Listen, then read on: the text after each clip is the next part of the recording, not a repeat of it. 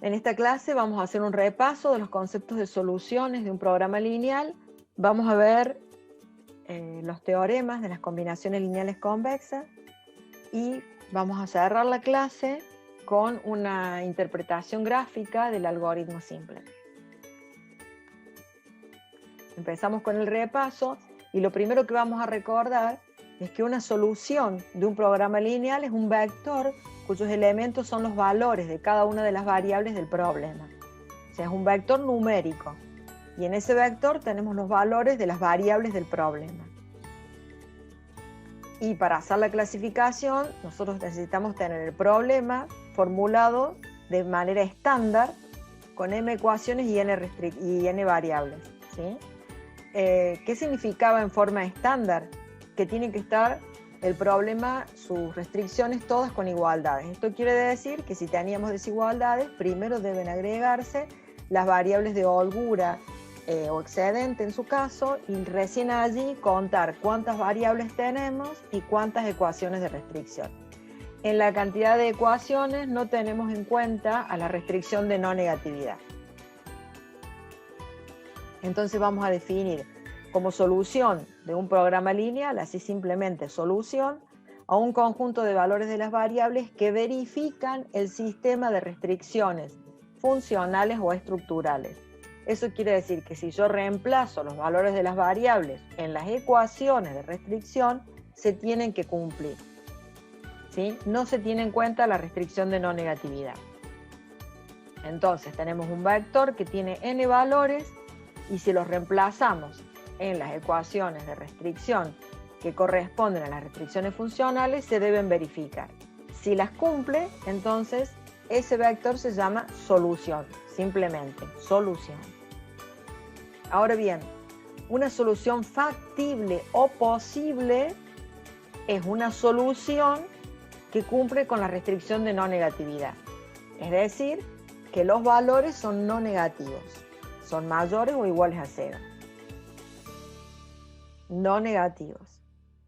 Una solución factible básica es una solución factible, o sea que son valores no negativos y que tiene la característica de tener como máximo m variables que son positivas, es decir, mayor a 0, como máximo m, tantas como ecuaciones de restricción. O lo que es lo mismo, porque la diferencia sería n menos m, las restantes n menos m son nulas. Ahora bien, el número máximo de soluciones básicas de un sistema cualquiera que tiene m ecuaciones se calcula como el combinatorio de n elementos tomados de m en m. Este numerito, que ustedes ya lo conocen porque lo han visto en estadística, me va a dar cuál es el número máximo de soluciones básicas. Dentro de las soluciones básicas están, o hay un subconjunto que es el conjunto de soluciones factibles básicas. Es un subconjunto de las básicas. Por lo tanto, si este número que está dado por el combinatorio de n elementos tomados de m en m me da el número máximo de soluciones básicas, también sirve como cota superior o como número máximo para las soluciones factibles básicas. Teniendo ahora las soluciones factibles básicas, a ellas las podemos clasificar en no degeneradas y degeneradas. Una solución factible básica es no degenerada cuando tiene exactamente m valores positivos, o lo que es lo mismo, exactamente n menos m valores de las variables nulas. Y será degenerada cuando tiene menos de m valores de las variables positivos, o lo que es lo mismo, más de n menos m valores nulos. Y además definimos como solución óptima a toda solución factible que le da a z el valor máximo o mínimo. También vimos la clase pasada en un gráfico que podíamos ubicar a las soluciones factibles no básicas dentro del poliedro de soluciones y en los lados. No básicas quiere decir que tiene más de m valores de las variables positivos, más de m valores positivos, ¿sí? O sea que las que están aquí adentro y en los lados tienen más de m x sub j positivas, ¿sí? Las soluciones básicas, las soluciones básicas las clasificamos en factibles y no factibles. Las no factibles se encuentran en las intersecciones de las rectas, ¿sí? Pero que no corresponden a los vértices. O sea, serían esta que aparecería por acá, esta que está marcada aquí, la otra que aparece por aquí, ¿sí? Esas son básicas. Intersecciones entre las restricciones y con los ejes, pero que no son vértices, porque esta también es una intersección, ¿ves? Pero es un vértice. O sea, todas las intersecciones son básicas. Las básicas no factibles son las que no corresponden a vértices del poliedro, y las que son básicas y factibles corresponden a los vértices. ¿Ves?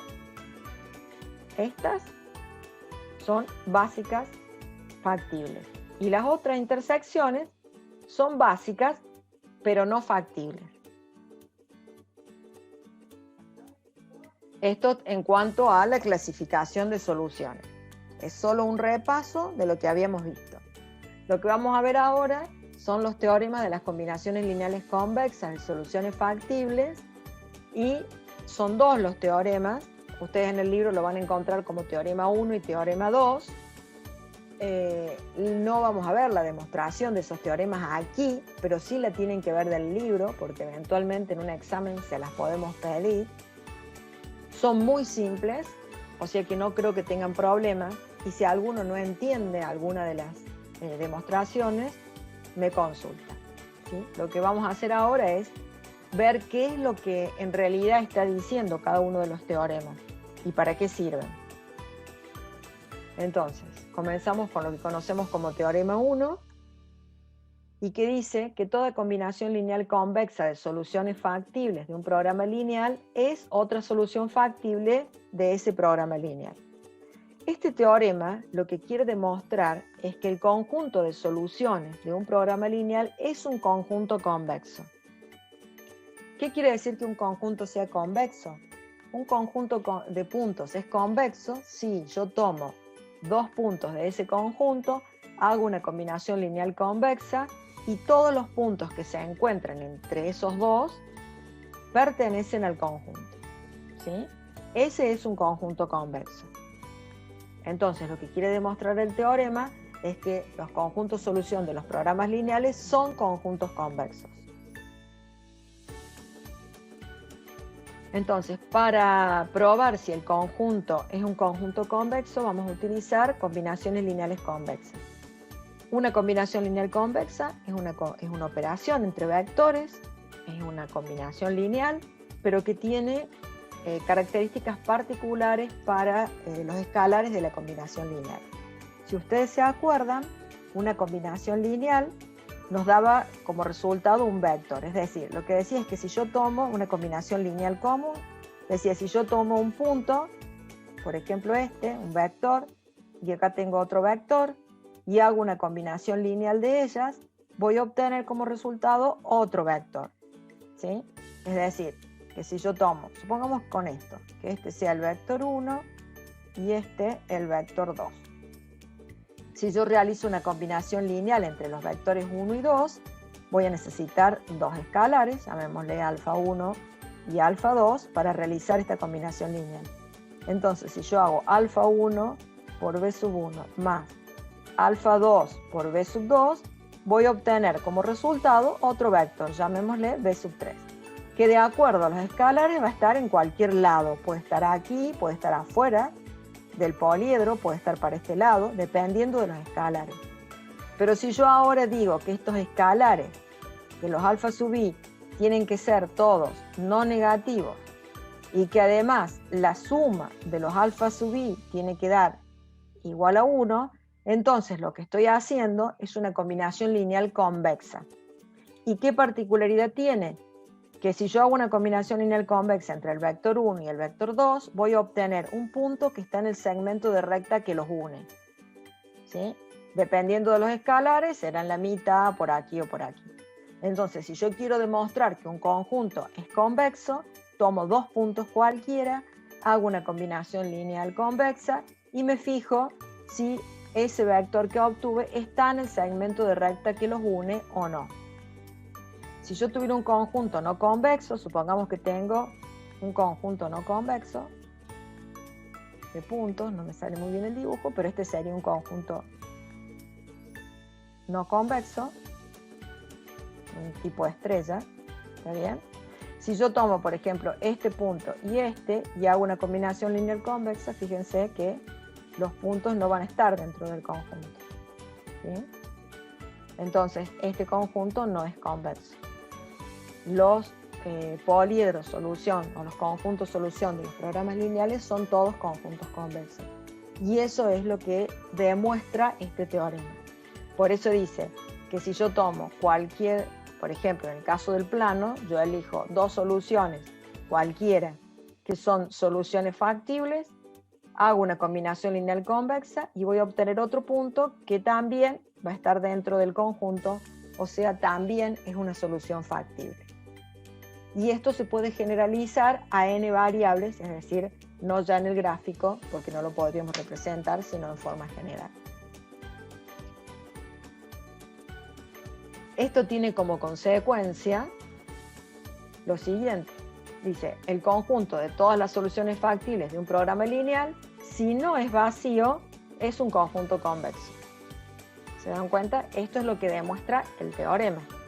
El teorema dice que si yo tomo dos soluciones factibles y hago una combinación lineal convexa de esas soluciones, obtengo otra solución factible. ¿Cuál es la consecuencia de esta? Esto quiere decir que el conjunto de todas las soluciones factibles, si no es un conjunto vacío, entonces es un conjunto convexo.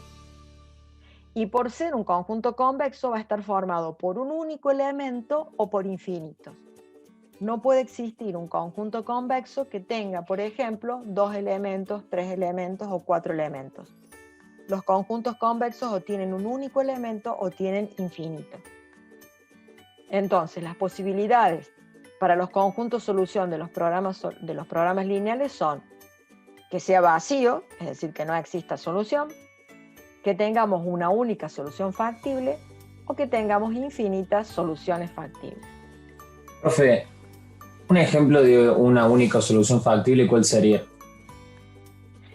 Por ejemplo, si yo tengo que las ecuaciones de restricción son, por definición, igualdades. Entonces, si tiene solución, se va a dar en la intersección de esas 3 o 2 igualdades. O sea, no tengo variables de holgura, tengo igualdades. Entonces, allí tendría una única solución factible. ¿Se entendió? Perfecto, sí, sí.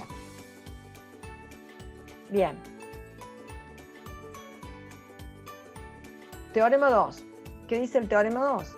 El teorema 2 dice que si tenemos una solución, si tenemos más de una solución factible, ¿no?, que le dan el mismo valor a la función objetivo, entonces cualquier combinación lineal convexa de esas soluciones también le dará ese valor a la función objetivo. ¿Qué quiere decir? Que si yo tengo, esta es la función objetivo, si yo identifico esta solución y le da un valor a la función objetivo, identifico esta solución y le da el mismo valor a la función objetivo, quiere decir que están sobre la recta Z, ¿sí? Recuerden que aquí esta es una recta de la familia de rectas Z.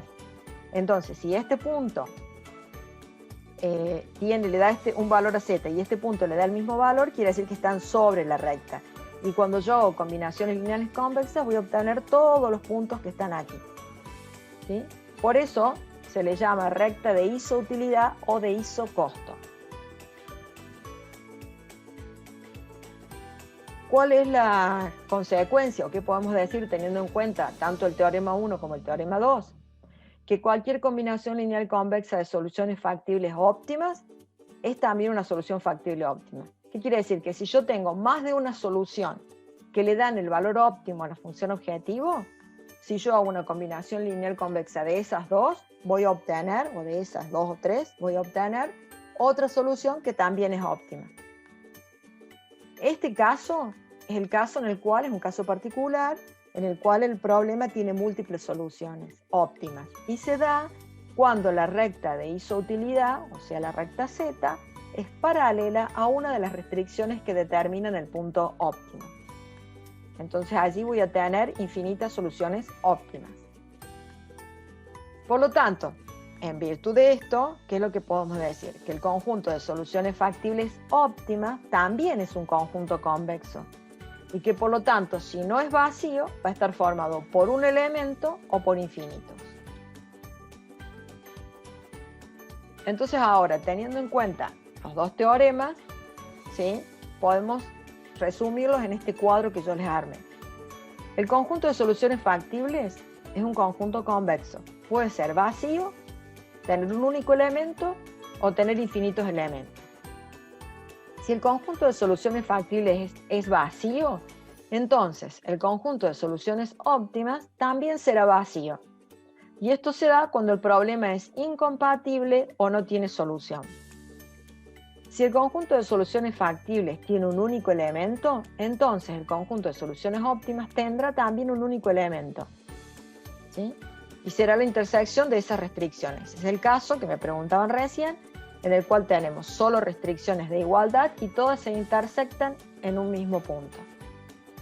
Y si el conjunto de soluciones factibles tiene infinitos elementos, el conjunto de soluciones óptimas puede tener un único elemento, como el problema que vimos del producto 1 y producto 2, el problema de fabricaciones manual, es decir, el óptimo se da en un único vértice. Puede ser vacío, o sea, hay soluciones factibles, pero no hay óptimo. En ese caso el problema se llama no acotado. Ya lo vamos a ver bien cuando veamos los casos particulares, porque es un caso particular de problemas en los cuales tenemos soluciones factibles, pero es imposible identificar el óptimo. Por lo tanto, el conjunto de soluciones óptimas no existe. Y puede ser que tenga infinitas soluciones óptimas. Y este es el caso de múltiples soluciones óptimas, es decir, cuando la recta Z es paralela a una restricción limitante o que forma el vértice óptimo. Hay un tercer teorema, el teorema 3, que es un teorema fundamental y en el cual se basa el algoritmo simplex. El teorema 3 dice que si un problema de programación lineal tiene solución, es decir, que tiene óptimo, el teorema dice existirá siempre por lo menos una solución factible básica que también sea óptima. Nosotros dijimos que las soluciones factibles básicas estaban en los vértices del poliedro de soluciones. Por lo tanto, traducido a un problema de dos dimensiones, como en este caso, ¿qué es lo que dice el teorema? Que si un problema de programación lineal tiene solución, entonces la solución óptima se encontrará por lo menos en alguno de los vértices, ¿sí? En cualquiera de los vértices, pero por lo menos en uno de ellos. Este es el teorema fundamental en el cual se basa el algoritmo simplex, del cual vamos a hablar luego.